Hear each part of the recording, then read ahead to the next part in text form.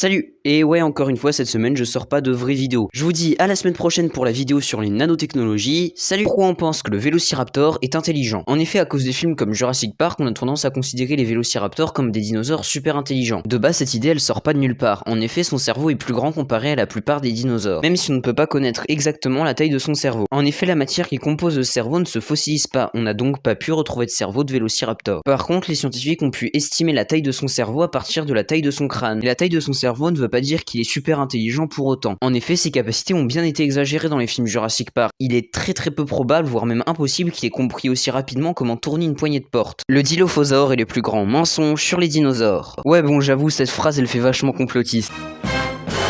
Mais bon, en gros, l'image qu'on se fait du dilophosaure, c'est qu'il crache du venin et qu'il entourait avec une collerette, parce qu'on a vu ça dans Jurassic Park. Sauf que c'est pas sûr du tout. En effet, l'hypothétique collerette, elle aurait été faite avec de la peau, des muscles et des tendons, donc de la matière assez molle qui se fossilise pas. Et on ne peut pas savoir non plus s'il crachait du venin ou pas. Même si cette idée semble assez improbable, mais il y a certains animaux qui peuvent le faire actuellement, comme le cobra cracheur. Mais ce qui est plus probable, par contre, c'est qu'il ait eu du venin sur ses dents, comme le dragon de Komodo. Mais impossible à vérifier car les glandes à venin sont des organes mous, donc qui ne se fossilisent pas. Le spinosaure était en fait un dinosaure aquatique. Dans notre culture, on a tendance à représenter les spinosaures comme des prédateurs terrestres, notamment dans les films comme Jurassic Park. Mais les scientifiques pensent que le spinosaure était plutôt un dinosaure semi-aquatique, c'est-à-dire qu'il se déplaçait aussi bien sur Terre que dans l'eau. Les scientifiques pensent que le spinosaure était un animal semi-aquatique étant donné que sa queue était parfaitement adaptée à la nage.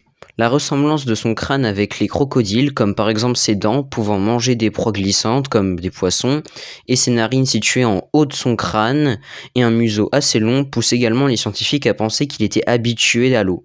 Pourquoi on n'a pas découvert de dinosaures avant le 19e siècle? Eh bien, comme la découverte et la théorisation des dinosaures sont relativement récentes, les gens trouvaient probablement des fossiles de dinosaures, mais sans comprendre ce qu'ils étaient. Par exemple, un dessin d'os de dinosaure a été réalisé vers 1677. Ce dessin a été réalisé par Robert Plot sans qu'il sache pour autant que c'était un dinosaure. Donc bien avant la première découverte d'un fossile de dinosaure en 1815. Après, en fonction de la zone géographique, on pouvait croire différentes choses. Par exemple, en Europe, ces os étaient considérés comme les restes de géants ou de créatures mythiques. Par exemple, en Asie, ils étaient vus comme des os de dragons. Et c'est seulement au 19e siècle, avec le début de la paléontologie, que nous avons commencé à comprendre que ces os appartenaient en réalité à des dinosaures. Et si vous voulez en savoir plus sur les pires croyances des anciens scientifiques, j'ai fait une vidéo sur le sujet. Est-ce que c'est possible de faire revivre des dinosaures grâce au clonage, comme dans Jurassic Park? Bah déjà, pour cloner quelque chose, il faut le noyau qui contient l'ADN, donc très difficile à trouver, car l'ADN devient illisible au bout de 1,5 million d'années. Et même avec les conditions de conservation optimales, il disparaît au bout de 6,8 millions d'années. Donc impossible de trouver de l'ADN correct d'animaux vieux de plus de 66 millions d'années. Si vous voulez en savoir plus sur l'impossibilité du clonage d'espèces disparues, j'en parle dans cette vidéo.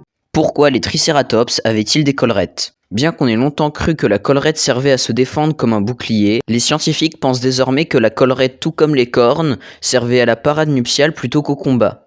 Bien qu'on ait trouvé des collerettes avec des traces de blessures, cette idée de la parade nuptiale est aussi valable pour toute la famille des cératopsiens. Selon les scientifiques, les collerettes auraient pu servir à attirer les autres tricératops. Cette idée semble être confirmée par les autres espèces de cératopsiens qui possédaient des collerettes de plus en plus grandes et majestueuses, comme le styracosaure ou le pachyrhinosaure. Savez-vous à quoi servaient les plaques osseuses sur le dos des stégosaures? En effet, cette sous-espèce d'herbivores du Jurassique supérieur possédait plusieurs plaques osseuses le long de leur dos. On peut donc se demander à quoi servaient ces plaques. Bien qu'on ait longtemps cru que les sous-espèces de stégosaures les utilisaient comme protection, d'où ils tirent d'ailleurs leur nom de lézards cuirassés ou lézards à toit. Mais depuis 1970, suite à des études sur les squelettes de stégosaures, cette hypothèse a été rejetée au profit de l'hypothèse de la thermorégulation. C'est une hypothèse qui pense que les stégosaures se servaient des plaques osseuses pour réguler leur température.